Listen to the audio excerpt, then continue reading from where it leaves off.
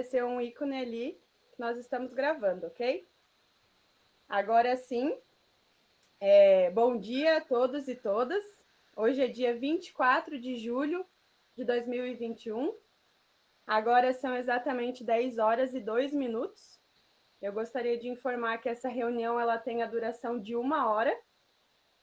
Ela vai ser dividida em 2 etapas, que serão a etapa de apresentação por parte dos pesquisadores, e depois a gente abre, então, para discussão, perguntas e debate, ok? Durante a apresentação, nós pedimos a colaboração de todos vocês para que deixem os microfones desligados e as câmeras durante o momento da apresentação. Se vocês tiverem alguma dúvida, alguma pergunta, por favor, vocês podem enviar perguntas no chat, que está aqui disponível. Tem um ícone ali para enviar perguntas, vocês podem enviar perguntas. E caso vocês queiram enviar essas dúvidas, perguntas, de forma anônima, vocês também podem fazer. O pessoal vai disponibilizar um link aqui para vocês de um formulário. Nesse formulário, vocês podem fazer perguntas de forma anônima, que vão ser respondidas depois na sessão de perguntas e debates, ok? Sintam-se todos bem-vindos e acolhidos ao nosso evento, Como vai a pesquisa em Machado Joseph. Eu sou a Ana Carolina Martins, sou pesquisadora do grupo de neurogenética do Hospital de Clínicas de Porto Alegre, e eu vou coordenar o evento de hoje. Só o pessoal da equipe pode me dar um ok, se estão me ouvindo bem? Tudo certo? Ok. Tudo certo. Esse evento, ele é exclusivo para participantes do projeto BIGPRO. Só vocês receberam esse convite, tá? Então, é uma reunião que só vocês são os participantes. E ela tem a intenção de divulgar, de mostrar o andamento e o resultado que o nosso grupo obteve até agora, graças à participação de vocês nessa pesquisa. Como todos vocês sabem, nós estamos vivendo um momento ímpar na nossa história, devido à pandemia do Covid-19. Não sei se todos vocês lembram, mas esse evento ele seria realizado no dia 17 de março de 2020. Nós chegamos a enviar os convites para vocês e reservar o espaço lá dentro do hospital para a realização desse evento. Porém, com o início da pandemia no Brasil, naquele momento, nós tivemos que cancelar tudo. Com o avanço da pandemia, nosso acesso como pesquisadores do Hospital de Clínica foi restringido. E nós tivemos que nos reorganizar e adaptar os nossos projetos para que eles continuassem em andamento. Quero reforçar que, ao passo em que lamentávamos as mortes causadas durante a pandemia, tivemos que reescrever os nossos projetos, enviar pedidos de alteração para o hospital para que pudéssemos continuar fazendo as nossas pesquisas direto das nossas casas. E nós tivemos que cancelar e remarcar agendamentos que nós tínhamos com vocês, participantes das pesquisas. Tudo isso foi um processo e nós fomos aprendendo a cada dia, ao longo desse tempo. Não paramos e não encerramos nenhum projeto de pesquisa durante esse período. E hoje nós queremos agradecer a vocês por aceitarem o nosso convite de participar da pesquisa e dos nossos projetos. Fica aqui o registro do nosso muito obrigada. Antes de darmos início ao evento, eu gostaria de mostrar para vocês quem são os pesquisadores que contribuíram e ainda contribuem para o projeto BIGPRO. Lembrando que o nosso grupo de pesquisa em neurogenética, ele se estende para além da doença de Machado Joseph, e temos muitos outros colegas pesquisadores. Neste momento, eu quero mostrar para vocês quem são as pessoas que participam, que executam o projeto BIGPRO em todas as suas dimensões. Tá? Então, eu vou pedir um segundinho para eu compartilhar minha tela e mostrar para vocês.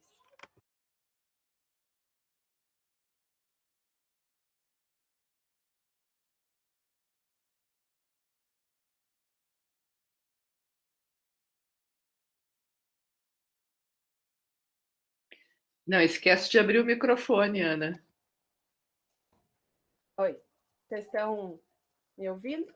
Me vendo? Sim. Vendo a apresentação? Uhum. Sim. Certo. Então, nós temos duas professoras responsáveis, pesquisadoras professoras responsáveis por esse projeto. Uma é a professora Laura Jardim, que vocês devem conhecer, depois eu vou apresentar ela da forma apropriada. A professora Laura Jardim, ela cuida mais da parte clínica, digamos assim, do projeto, né, da execução clínica.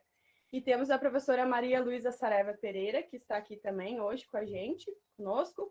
E a professora Maria Luísa, ela cuida mais da parte laboratorial. Então, essas amostras de sangue que vocês coletam quando vocês vão ao hospital, elas são processadas sob a orientação da professora Maria Luísa.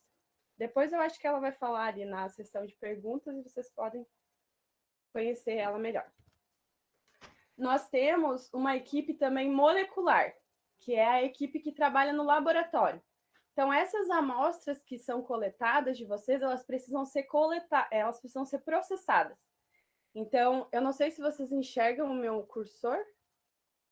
Aqui? Sim, Ana. Tá, certo. Nós temos 2 doutores, e agora pós-doutores, que trabalham com a gente nesse projeto, que é a Rafaela Mergner e o Gabriel Furtado, acho que eles estão por aí. Eles são os 2 responsáveis pelo processamento, são alguns dos responsáveis pelo processamento das amostras. E aí nós temos o Lucas Sena, doutorando do nosso grupo, eu, Ana Carolina Martins e a Natália, que vocês podem ter visto aí pelos corredores do hospital quando nós coletamos a amostra de vocês, quando vocês vinham para fazer a avaliação do projeto. Tá? Essa é a equipe que trabalha nos bastidores, no laboratório. E nós temos a equipe médica, que é a equipe clínica, que faz a avaliação de vocês. Tem aqui a Camila, que todos vocês conhecem, que é a executora principal do projeto. A Gabriela, que fez a avaliação de muitos de vocês. A Elaine, que começou agora como mestranda do nosso grupo, que também vai investigar, fazer um braço desse projeto BIGPRO com a fala. Tem a doutora Karina, que ontem, inclusive, virou a mais nova doutora do grupo. E a Karina que vai assumir aí uma das partes do projeto no lugar da Camila, tá? E nós também temos alguns alunos de graduação, que estão todos aqui, que também auxiliaram. Eles entraram bem na época da pandemia, então vocês pode ser que vocês não tenham visto o rostinho deles ainda pelos corredores do hospital, porque eles entraram bem na época que nós tivemos que encerrar as atividades presenciais, mas que estão aí trabalhando por trás do projeto, nos bastidores e auxiliando a gente, e estão aqui hoje também no evento. Tá? Então, todas essas pessoas estão trabalhando, né? Trabalham no projeto BIGPRO. E eu gostaria de mostrar elas para vocês, a carinha, porque são pessoas, né? E a gente agora na pandemia está meio carente de ver pessoas, tá? Bom, pessoal, da minha parte era isso. A nossa programação, gostaria de frisar, nós teremos algumas apresentações, que tem algum determinado tempo cada uma, e depois nós passamos para as perguntas e debates. Vocês podem mandar as perguntas a qualquer momento pelo chat, mas elas só serão lidas na sessão de perguntas. Lembrando que nós temos os formulários, o formulário ali, o link do formulário no chat, que vocês podem mandar perguntas anonimamente, ok? Convido agora nossa primeira, não é palestrante, nossa primeira pesquisadora, que é a professora doutora Laura Jardim, que vai fazer uma fala breve, de 2 a 3 minutos. Depois disso, a doutora Camila Oliveira vai dar para vocês uma visão geral daqueles exames que vocês fizeram com ela, tanto os exames neurológicos quanto os exames de movimento ocular.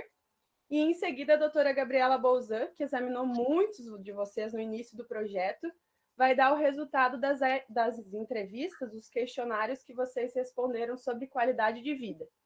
E, por último, a doutora Elaine Miglorini vai dar uma ideia do que vem a seguir, né, dos próximos passos desse projeto. Quer dizer, então, que terá uma sessão de perguntas, depois do final dessas apresentações, mas durante as apresentações eu peço que vocês fiquem com os microfones e as câmeras fechadas, ok? Convido agora a professora doutora Laura Jardim, professora do Departamento de Medicina Interna da Universidade Federal do Rio Grande do Sul. Ela é líder do nosso grupo de pesquisa em neurogenética, é orientadora de muitos de nós aqui, que vocês devem conhecê-la já. Ela coordena tanto os projetos de pesquisa, como coordena os ambulatórios de neurogenética. Passo a palavra, então, agora para a professora doutora Laura Jardim. Obrigada, Ana. Muito obrigada. Então, bom dia a todos. Tá? Eu queria primeiro saudar todos vocês, tá? E dizer que esse evento aqui, ele tem toda a racionalidade porque nós estamos trabalhando juntos, tá? De uma maneira não exatamente horizontal, mas muito colaborativa. Quer dizer, nós estamos aqui buscando ajudar a qualidade de vida e depois a prosseguir no encontro, né, de um tratamento mais eficaz para a doença de Machado-Joseph, e vocês também. Eu entendo que vocês estão mais comprometidos, têm mais interesse, porque muitos têm a doença, muitos têm risco de vir a ter, não estão sabendo, ou estão, então estão mais comprometidos. Mas, na pesquisa, vocês são tão importantes quanto nós. Né? Eu entendo assim que tem sujeito que faz a pesquisa e sujeito que está sendo examinado, mas os dois lados são relevantes, tá? Me pediram para eu falar, e faz todo sentido, porque eu pensei assim, vamos fazer um contexto antes das gurias apresentarem os resultados, tá, que a gente já tem das observações em vocês. Qual é o contexto? Em primeiro lugar, a razão de ser do projeto e a história dele. A razão de ser do projeto é que a gente acho que tem duas razões. Primeiro, que já faz um certo tempo, de 2014, 13 em diante, tá? Que nós temos ideia de que o processo da doença, quer dizer, as lesões nos neurônios acontecem antes do início da doença. Doença é sintoma, né? Doença é a pessoa ter o problema do desequilíbrio, da incoordenação, que se manifesta com dificuldade para caminhar, eventualmente. Então, a gente já tem ideia, a partir de modelo animal e, inclusive, de evidência em pessoas, que o problema começa antes. Em segundo lugar, tá, a gente tem uma expectativa, e também é da mesma data, tá, de que tratamentos com mais chance de eficácia, baseados em engenharia genética, iriam aparecer mais cedo ou mais tarde. Essa é a razão de ser geral. Tá? Em relação à história do BigPro, do projeto, esse projeto foi escrito em 2015, tá? Particularmente por mim, eu escrevi a maior parte dele, uma parte dele foi em colaboração com alemães, e a gente conseguiu, em 2015, a gente submeteu para uma agência de fomento brasileira chamada CAPES a proposta e conseguimos um recurso bom, CAPES junto com uma parte da Alemanha para fazer uma parte lá. Em 2016, eu submeti esse projeto também, a CAPES é nacional, é federal. Em 2016, eu submeti para a FAPERGS, que é a Fundação de Apoio à Pesquisa do Estado do Rio Grande do Sul, em duas chamadas, 2 editais, e ganhei os 2. A partir dali, de 2016, não houve nenhum outro edital de pesquisa que aparecesse no Brasil que pudesse nos ajudar. Os governos de 2016 em diante passam, inclusive, a retirar recursos destinados à pesquisa no país. E isso só tem acontecido só piorando ano após ano, infelizmente. Tá? Então, vocês talvez já tenham visto a imagem que identifica esse projeto aí que vocês estão fazendo parte. Eu vou mostrar para vocês aqui. Alguém abre só o microfone para me confirmar que estão vendo. Sim, Laura. Ótimo. Então, assim, esse desenho aqui, tá, complexo, é a imagem que a gente criou lá atrás para identificar o projeto BigPro, que tem que ser em inglês para a gente poder divulgar para o resto do mundo, tá, gente? É por isso que está em inglês. Eu vou explicar o significado dessa imagem, tá? Essa imagem, o significado dela é o seguinte: essas linhas horizontais aqui coloridas são o tempo passando nas pessoas que estão sendo estudadas, tanto aquelas que têm mutação quanto as que não têm mutação, nós não sabemos, né? Nem elas às vezes sabem, a maior parte não sabe, inclusive. Então, isso aqui, por ser horizontal, é o tempo. Lá no início, depois do tempo, 1 ano, 2 anos, 3 anos, 4 anos, 5 anos e assim por diante. Em cada coluna dessas, tá, a gente marcou também em inglês as avaliações que a gente queria fazer nas pessoas. A primeira avaliação, a segunda, a terceira, a quarta. É isso que é o significado dessa figurinha aí, tá? E para que fazer isso? Para que fazer tantas avaliações, né? 1 tempo, 2 tempos, 3 tempos e assim por diante? A razão de ser é que a gente não conhece, a gente não sabe, na verdade, ainda o que medir nos portadores da mutação que ainda não têm a doença. Doença eu estou sempre chamando sintoma, tá? Sintoma quer dizer vocês perceberem e a gente também. Mas a gente sabe, eu falei que o problema patológico assim, começa antes. Então a gente tinha que descobrir como medir isso antes, como alguma maneira que a gente ainda não sabe fazer, né? Porque o exame físico a gente sabe. Então a gente planejou colher nesses momentos todos, tá? Escalas clínicas super detalhadas, aquelas coisas que o pessoal examina em vocês, o vídeo do movimento ocular, né, os marcadores no sangue, exame de sangue, a ressonância nuclear magnética. Tá? E para que fazer tantas vezes? Porque a gente não sabe ainda a velocidade com que essas coisas que a gente for medir mudam no tempo. Nós sabemos que para um tratamento funcionar, a gente tem que mostrar que ele freia um carro. Vamos dizer assim que a doença é um carro andando, né, numa velocidade. Para mostrar que o carro freia, a gente tem que conhecer a velocidade da progressão desse carro antes, né? Nós temos que mostrar que ela muda com o remédio. Então é preciso conhecer a velocidade com que esse processo se dá. Então por isso que nos anos que vão passando a gente reuniu lá no início vocês e nós reunimos 95 pessoas no primeiro momento e a gente vai olhando as mesmas pessoas, tá, ao longo dos anos.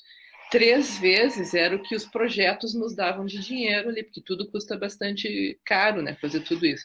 Mas a gente quer ver vocês mais vezes.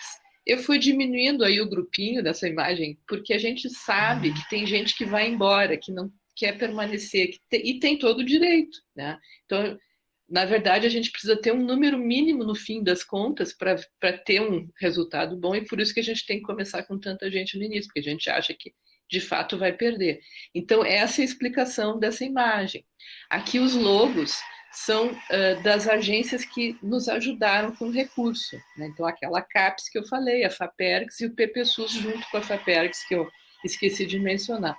E aqui em cima as 2 instituições que dão o apoio institucional, estrutura física, as pessoas, que são a Universidade Federal do Rio Grande do Sul e o Hospital de Clínicas de Porto Alegre. Tá? Essa é a razão. Então, eu imagino, tá, que isso aqui deu para dar uma ideia para vocês, né, da estrutura geral da coisa. Mas vocês talvez tenham também entendido, tá, que esses recursos financeiros nos pagam até aqui, ó, essas 3 primeiras avaliações. O que nós precisamos mostrar para vocês, tá, é que todo esse esforço está mostrando render bons frutos, tá? Está sendo bem sucedido, as próximas manifestações aí vão mostrar os primeiros resultados, tá? E a gente tem visto coisas já nas fases anteriores ao início da doença, que a gente chama de fase pré-sintomática, o que elas vão mostrar a seguir, mas a gente precisa prosseguir. Nós vamos precisar achar dinheiro para continuar pagando essa continuação, e a gente vai precisar da colaboração de vocês a seguir. Essa é a primeira intervenção que eu tinha. Eu vou parar a minha apresentação, tá? E desejar a todos aí uma boa continuação. A gente vai ver os primeiros resultados com as investigadoras principais. Depois a gente volta a falar. Obrigada, gente. Obrigada, Laura. Agora eu convido a doutora Camila Maria de Oliveira, médica formada pela Universidade Federal do Rio Grande do Sul, estudante de doutorado pelo Programa de Pós-Graduação de Ciências Médicas aqui da URGS e executora principal do projeto BIGPRO. Vocês todos conhecem ela, foram avaliados por ela. E hoje a Camila vai apresentar para nós os primeiros resultados do estudo BIGPRO, daquelas escalas, daqueles exames de movimento ocular, de ressonância que vocês fizeram, tá bem? Agora eu passo a palavra, então, para a Camila, nesse momento.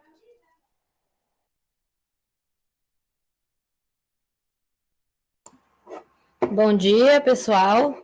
Deixa eu só ver. Vocês já estão vendo minha tela aí? Sim. Sim. Deixa eu só carregar aqui.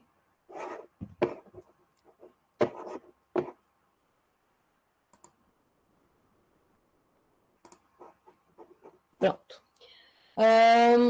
Então, bom dia a todos, né?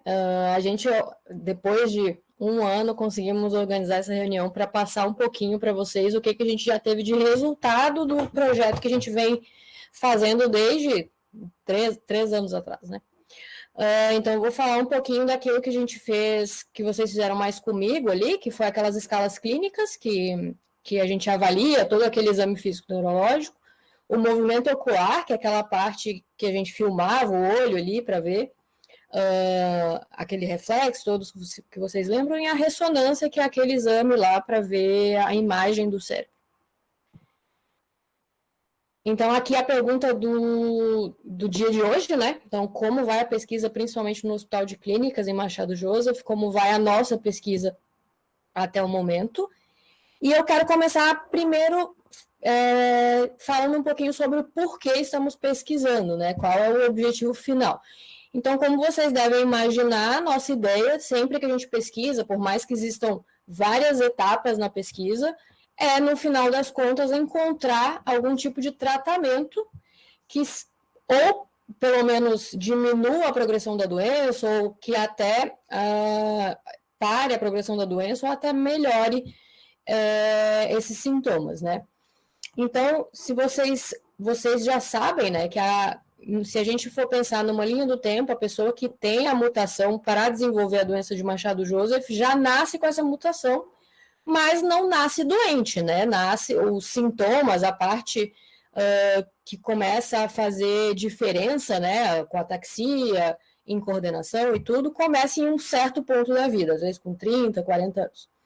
Então, inicialmente, como vocês veem aqui, é uma pessoa que não tem sintoma nenhum, né? Que são o que a gente chamaria de pré-ataxia, antes da ataxia, né? E por algum motivo, em certo ponto da vida, começa a aparecer os sintomas e vai progressivamente piorando, né? A ideia, então, de sugerir um tratamento, de pesquisar, seria tentar mudar esse curso aqui. Então, vamos supor que a gente iniciasse uma terapêutica aqui nesse ponto. O objetivo principal seria, pelo menos, estabilizar a doença, né? Então, parar essa progressão. Claro que pode ser que seja uma redução também na progressão, ou até, quem sabe, uma melhora, uma recuperação dos sintomas. Então, esse seria o que a gente quer, né? O objetivo. Mas também o que daria para ser feito é tentar identificar um ponto em que se começa um tratamento antes de começar a doença e, quem sabe, impedir esse desenvolvimento dos sintomas, né? Ou então, aqui, como eu disse da outra vez, pelo menos diminuir essa progressão. Mas o que acontece? Como é que a gente vai medir isso, tá? Então, vamos supor, aqui vocês veem que a pessoa não tem sintoma nenhum. Como é que eu vou saber que o meu tratamento está funcionando? Porque se ela já não tem sintoma, é difícil enxergar, né? A gente teria, se fosse para ver se a pessoa não vai desenvolver, que acompanhar a pessoa o resto da vida. Então, a gente começa um tratamento e aí tem que acompanhar para ver se em algum momento vai ou não desenvolver a doença. E a gente sabe que, como a professora Laura falou, precisa de muito recurso para poder fazer isso tudo. Então, acompanhar a pessoa a vida inteira para ver se um tratamento está funcionando, em termos de custo é muito alto e em termos de velocidade, né, de desenvolvimento de tratamento não é tão bom. Então, a gente precisa achar algum jeito de medir. E aí que entra o Big Pro, que é a pesquisa que vocês estão participando. Embora a gente não esteja testando ainda nenhum tratamento, a gente está tentando abrir espaço para os ensaios clínicos futuros, né? Para a gente saber como a gente vai medir. E aí vocês fizeram toda essa bateria de avaliações esses anos, né? Então, aqui, se vocês lembram, a parte do exame físico, que caminhava lá, ia, voltava. A gente preenchia umas escalas, tinha aqui os de montar, fala, várias coisas que vocês devem se lembrar.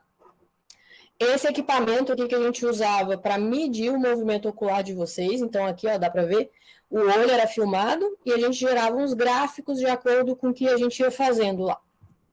E a ressonância, aquele exame chatinho que vocês fizeram também, para ver as estruturas mesmo cerebrais, se tem alguma diferença ali. E o que encontramos, né? A gente já tem, as análises não estão completas ainda, a gente ainda tem muita coisa para analisar, mas já tem alguns resultados legais que a gente conseguiu tirar disso tudo. Então, primeiro, as escalas clínicas, que são aquelas avaliações, a gente já sabia que nas pessoas com ataxia, que são esses vermelhinhos aqui, ó, já havia alguma alteração, né? Porque os sintomas neurológicos já se manifestam nessas pessoas. Mas aqui, ó, só para vocês entenderem, o vermelhinho aqui já são as pessoas que têm sintomas, então tem já a doença de Machado-Joseph com ataxia. Esses azuis aqui são pessoas que não têm nada, não têm nenhum sintoma, mas têm a mutação já, e estão mais próximos de começar algum sintoma, tá? Os verdinhos não têm ataxia, têm a mutação e estão mais longe do início dos sintomas. E esse aqui, que é bege, sei lá, essa cor aqui, amarelo queimado, são as pessoas que não têm mutação. Aí não vão desenvolver a doença, tá? E vocês podem ver, isso aqui é uma escala clínica, quanto mais para cima, pior, tá?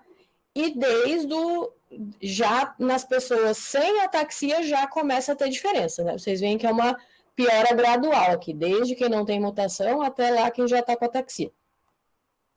E esse outro gráfico aqui é a mesma ideia, tá? Os verdinhos só não tem as pessoas sem mutação. Então, aqui tem os verdinhos, que são as pessoas que estão longe de desenvolver os sintomas, os azuizinhos, quem já está ali mais próximo, e os vermelhinhos, já quem já desenvolveu ataxia, tá? E já lá, desde o início, dá para ver, ó, que vai piorando, né? Já tem alguma coisa que a gente consegue ver mesmo antes do início da doença. Esses outros aqui é para as outras escalas, tá? Então, para as outras escalas que a gente preencheu, aquelas que a gente botava o papel, assim, no coisa, que ia fazendo as avaliações, a gente ia preenchendo, já tem diferença também nessas outras. Então, aqui, ó, vai piorando aos pouquinhos, aqui também, e assim por diante. Movimento ocular. Todos esses gráficos são a mesma ideia do outro, tá? Isso aqui, basicamente, cada um deles é uma coisinha que a gente ia medindo, tá? Esse primeiro lá era aquele que a gente fazia lá uns movimentos para os lados, acho que vocês lembram desse, que era mais desconfortável. Também é a mesma coisa, a gente já lá, antes do início dos sintomas, já começamos a ver algumas alterações. E isso é importante, que a gente vai ter um jeito de medir, né, antes do início dos sintomas. Para os outros movimentos também que vocês fizeram lá no computador, na tela, a gente foi achando já diferenças. Esse gráfico aqui é um desenho daquele exame que a gente fez do movimento da cabeça, aquele que eu fazia os movimentos para os lados. Isso aqui mostra esse movimento da cabeça, tá? E esse pretinho aqui é o movimento que o olho faz. E aqui tem uma redução, dá para ver que vai piorando, né? Então, esse aqui é uma pessoa que não tem mutação, tá?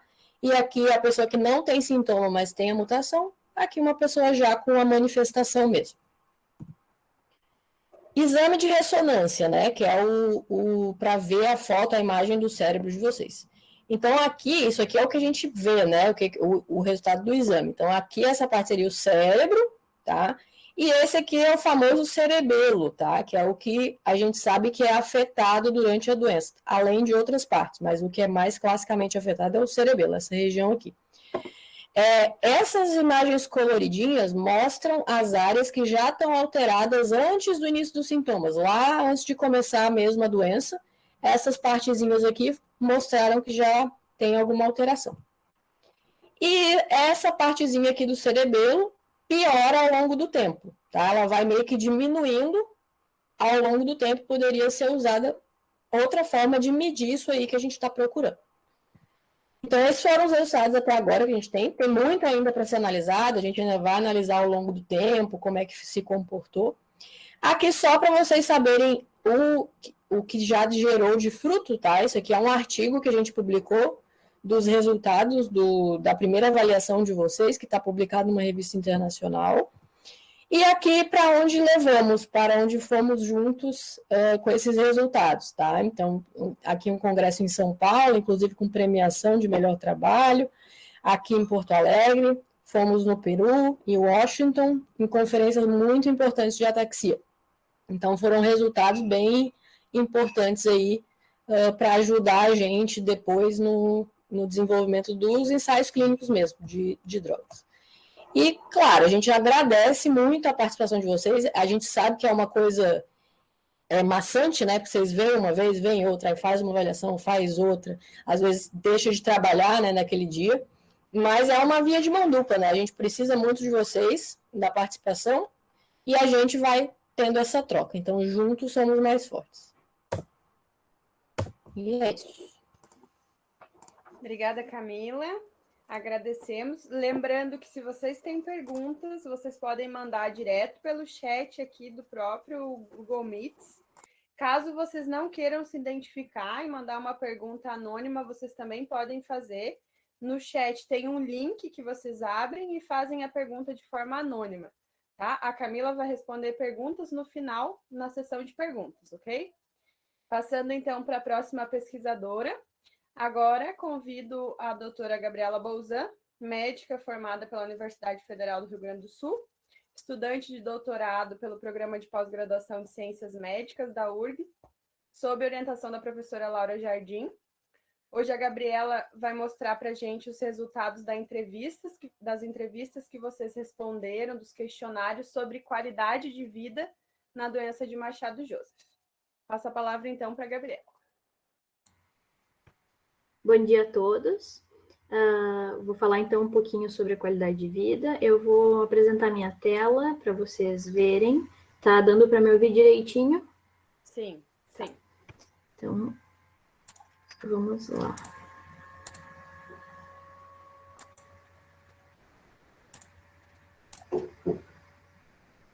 Muito bem. Então, eu queria começar agradecendo pela participação de vocês ao longo de todo o estudo e por estarem aqui também na live que a gente está fazendo, né? É uma oportunidade muito, muito rica poder trabalhar com vocês e poder aprender com vocês também e trocar essas experiências juntos.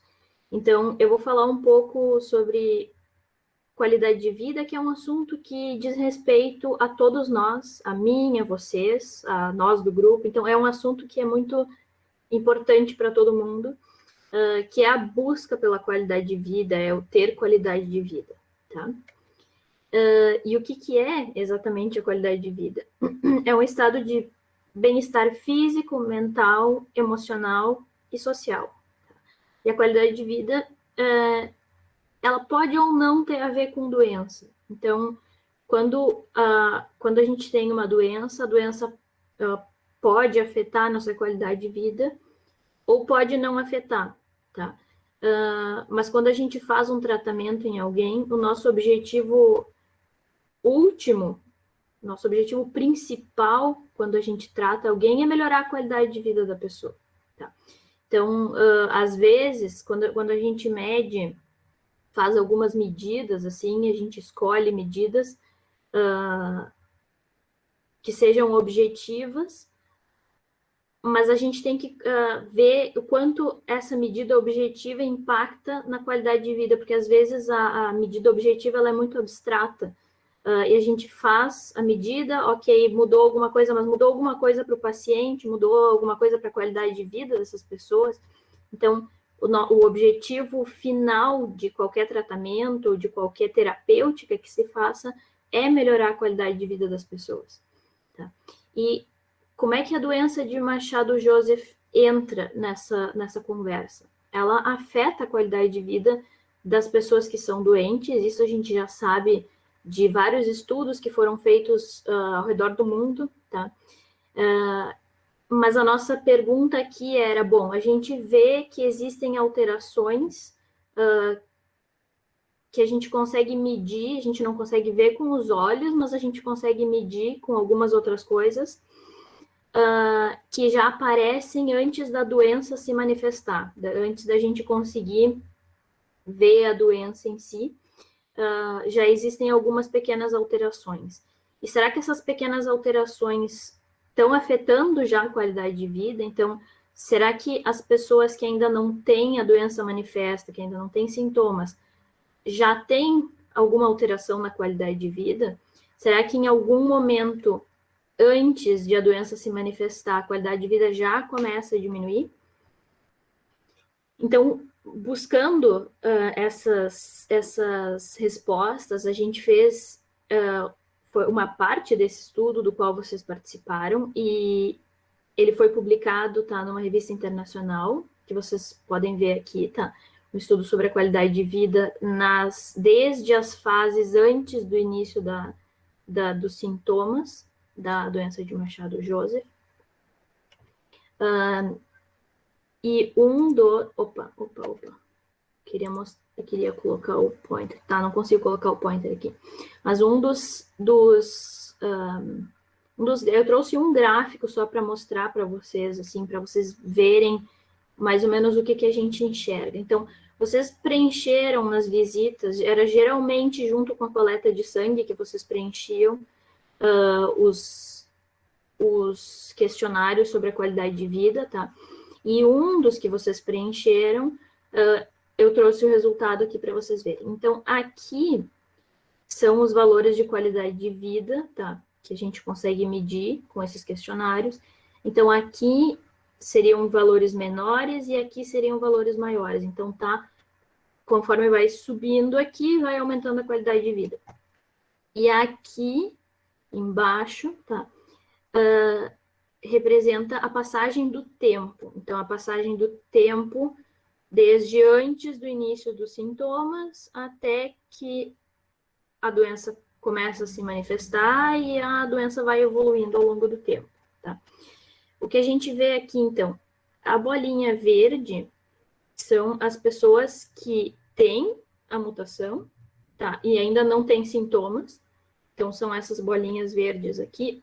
E o triangulinho rosa são as pessoas que têm a doença, têm a mutação e já têm sintomas, tá? Então, são esses triangulinhos aqui.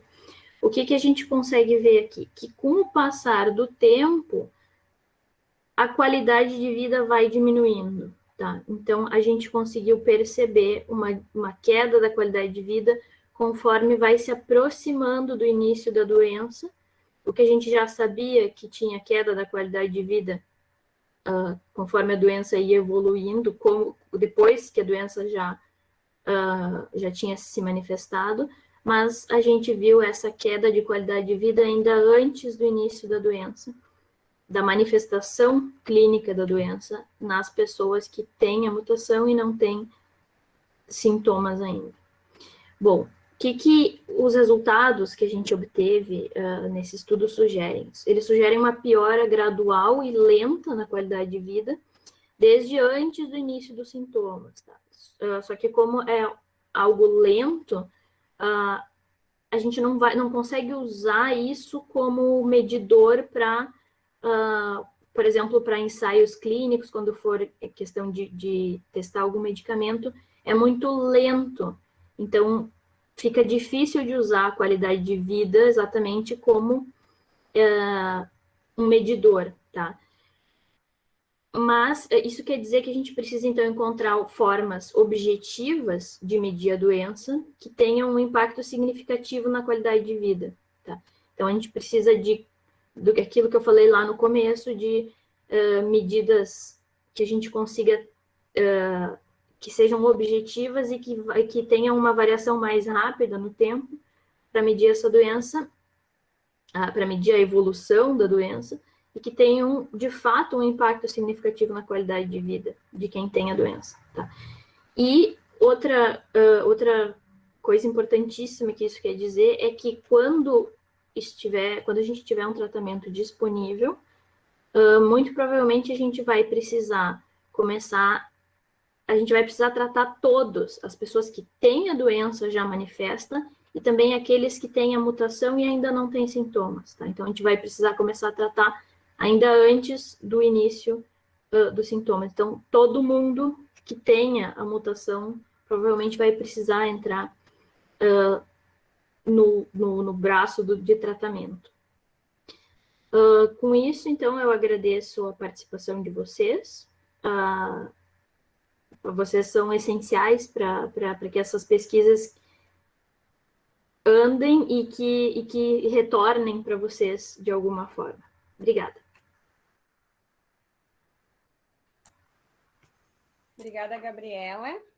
Obrigada. Eu gostaria de fazer um pequeno anúncio paroquial, que nós iremos estender um pouquinho o horário do evento, tá? Uma vez que nós temos perguntas para serem respondidas na sessão de perguntas e debate, tá? Então, relembrando que vocês têm 3 formas de fazer perguntas. A primeira é pelo chat, enviando diretamente. A segunda é pelo link anônimo. E a terceira é quando nós encerrarmos a gravação e iniciarmos o debate, vocês podem abrir o microfone e sintam-se à vontade de fazer perguntas, ok?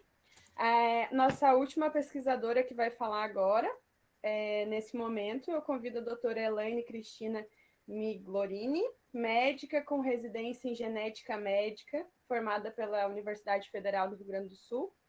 A Elaine é nossa aluna de mestrado do programa de pós-graduação em Ciências Médicas da URGS.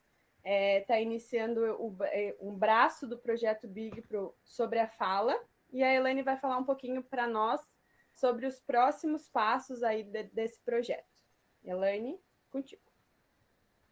Bom dia. Eu só vou compartilhar aqui a minha tela, tá?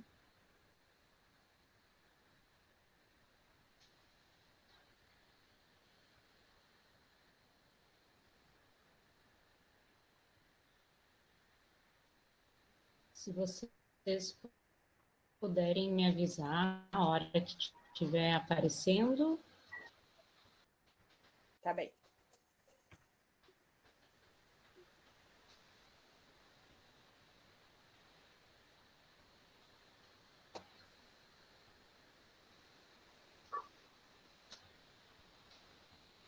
Ainda não? Agora sim, começou o compartilhamento. Já apareceu o slide? Sim. Uhum. Sim. Sim. Então tá.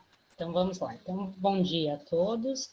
Eu vou falar um pouquinho para vocês, então, sobre quais são os nossos planos para pesquisa envolvendo Machado Joseph e esse grande projeto, né, que já foi explicado para vocês, que é o BIGPRO, nos próximos anos. Então, com relação ao projeto de movimento ocular, que vocês participaram, né, e que tem como executora principal a doutora Camila, e o projeto de ressonância, eles já estão ainda concluindo, né, a terceira avaliação, e o projeto de movimento ocular tem um plano de fazer avaliações anuais dos participantes, e o projeto de ressonância, caso seja possível, de fazer avaliações a cada 2 anos. E como já foi falado, quem vai passar a encabeçar esses projetos vai ser a doutora Karine. Com relação ao projeto de cognição, que tem como executora principal a doutora Gabriela, ele está, nesse momento, então, realizando a segunda avaliação dos participantes e tem como um plano realizar a terceira avaliação. O projeto de biomarcadores no sangue, que é executado principalmente pela Rafaela, ele já concluiu a segunda avaliação e tem um plano de uma terceira avaliação também. O projeto da Fala, que é o projeto que eu estou encabeçando nesse momento, né? Muitos de vocês já participaram. Eu ainda estou numa fase, nós ainda estamos numa fase de recrutamento, de fazer a primeira avaliação, mas já estamos fazendo a segunda avaliação de alguns participantes, e a gente tem como plano, então, concluir essa segunda avaliação e realizar uma terceira avaliação no futuro. O projeto que tem como executora principal a Ana Carolina, que envolve a pesquisa de modificadores ambientais, ele está nesse momento numa fase de recrutamento e entrevistas, e vai ter uma próxima fase de análise molecular. Então, nós ainda temos muito trabalho pela frente, Eu queria frisar, né, que sem a participação de vocês, nada disso pode acontecer. Então, eu queria deixar também o meu muito obrigada a vocês.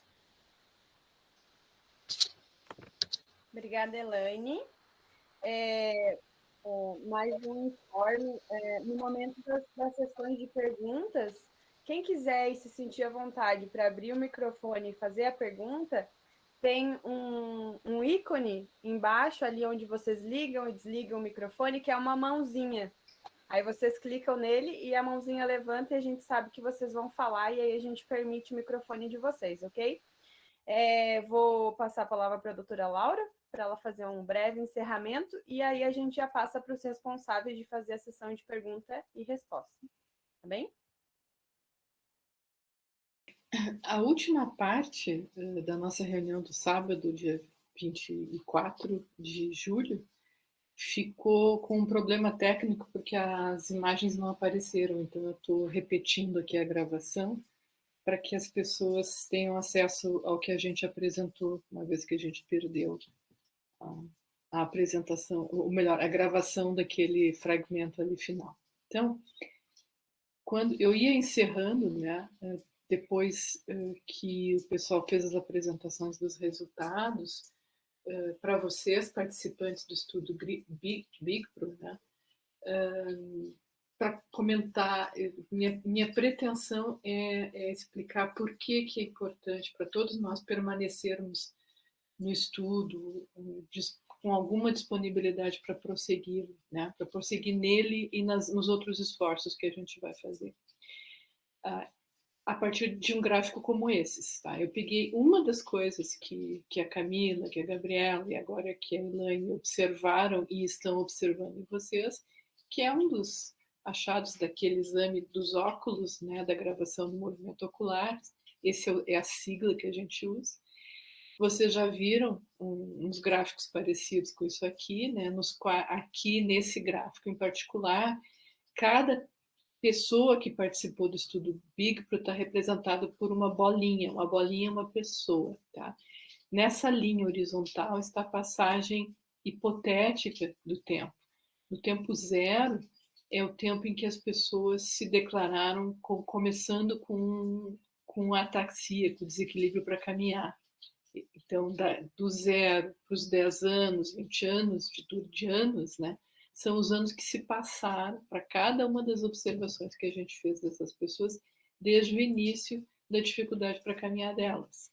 E do lado de cá, no número negativo, seriam a nossa estimativa dos anos que faltam para começar o problema naqueles portadores que têm a mutação, mas que não têm doença ainda.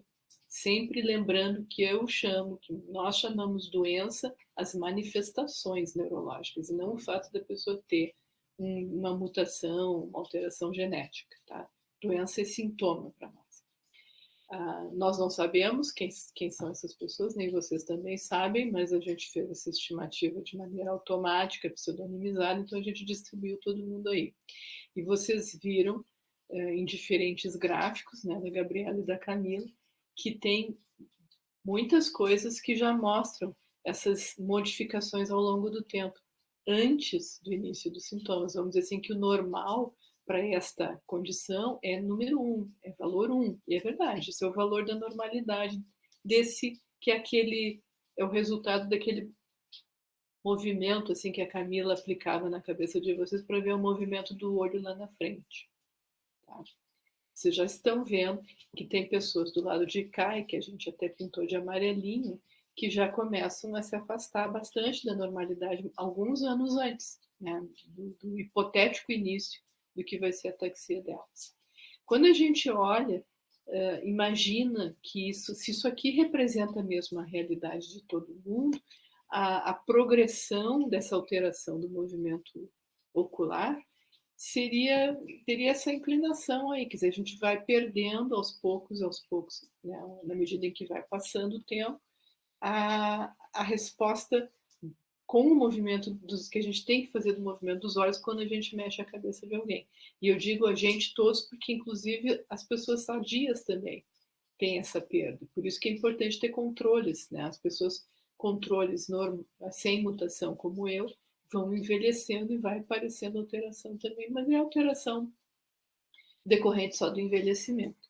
Então, seria essa progressão antes da doença começar. E quando a gente olha para quem já tem os sintomas há alguns anos, dá a impressão que é mais rápida a perda. Então, são inclinações diferentes, são velocidades diferentes. Então, isso quer dizer que para um estudo futuro de tratamento, o número de pessoas, a expectativa do resultado vai ser diferente. Só que isso tudo são boas hipóteses. A maneira da gente mostrar de uma forma mais robusta que é assim mesmo, seria ver cada uma destas pessoas, de vocês, né? Alguém aqui, por exemplo, como é que ela vai estar o ano que vem, dali o outro ano, e assim por diante, porque aí é uma pessoa sendo vista mais de uma vez, e aí uma retinha dessa, uma linha, sendo desenhada só para uma pessoa de cada vez. Tá? Quantos mais vezes a gente vê ela, melhor a gente tem a definição dessa progressão. E aí a gente pode obter gráficos desse tipo, aí, que são bem mais complexos para analisar. Aqui, cada linha é uma pessoa. Uma linha tem um ponto que começa e um ponto que termina. Vocês veem, então, que tem pessoas que estavam assim, um ano depois ficaram assim, que estavam assim, depois o ano seguinte estavam deste jeito. Dessa maneira, depois a gente vai conseguir produzir uma progressão melhor. Então, assim, esse gráfico é muito complexo para nós, inclusive, analisarmos, mas ele explica para vocês por que é importante a gente chamar vocês de novo. Se não deu esse ano, o ano que vem, nós vamos sempre tentar, né? Nós vamos tentar ver se vocês estão à disposição. Tá? E nós também vamos recrutar mais gente. Tá? Agora, não são só vocês as pessoas que importam. Em boa parte, o grupo que está estudando, porque é um esforço muito oneroso, dá bastante trabalho fazer isso tudo. E eu manifesto aqui a minha imensa gratidão para esse grupo de jovens pesquisadores ou jovens que estão se formando como pesquisadores, têm um desejo, uma vocação enorme para procurar respostas científicas, para aprender como é que se faz pesquisa, como é que se faz pesquisa para as perguntas, para as dúvidas, para o que não é conhecido ainda, da maneira mais justa possível, que é aquela assim que toda a sociedade mais ou menos decide, né, o que é importante, o que não é, para decidir. Então, são coisas decididas em instâncias públicas, né? O que é público é de todos, né? Não é só de quem tem a grana, mas é de quem precisa, principalmente, da ajuda. Que é para essas pessoas que a gente tem que se voltar. E eu tenho essa satisfação de ter esses jovens. Essa fotografia nós tiramos em dezembro de 2019, antes de começar a pandemia, porque a gente costuma comemorar juntos, né? Em 2020 a gente não pôde fazer festa nenhuma. Talvez no final de 2021 a gente consiga. Estão todos vacinados, mas ainda assim, apesar de nós todos estarmos vacinados para a Covid, a comunidade ao redor não está. Então não adianta, a gente não tem ainda a condição de se reunir, mesmo entre nós aqui. Tá? Enfim, vai um grande abraço, tá, para eles. Para vocês, queridos participantes, fica também o convite, tá, para que vocês sigam, se subscrevam nesse canal do YouTube que a gente tem, chama Neurogenetics Group, está em inglês para chamar mais atenção, porque a gente vai postar aí vídeos de divulgação para vocês e para a comunidade em português, tem alguns aqui, inclusive desses estudantes, mas também vídeos para divulgação para o exterior, como esse aqui que a gente fez em inglês. Tá? Então sigam a gente nesse canal do YouTube. E aqui, então, eu encerro, tá, a atividade, como vai a pesquisa em Machado Joseph. Eu diria que vai bem a despeito de tudo, a despeito dos obstáculos, né, das dificuldades do ano da pandemia e das imensas dificuldades financeiras por conta do desfinanciamento da pesquisa pública no país. Mas nós estamos aqui resistindo com vocês, tá? Essa é a nossa tarefa. Portanto, então, eu encerro aqui a atividade do dia 24 de julho. Obrigada.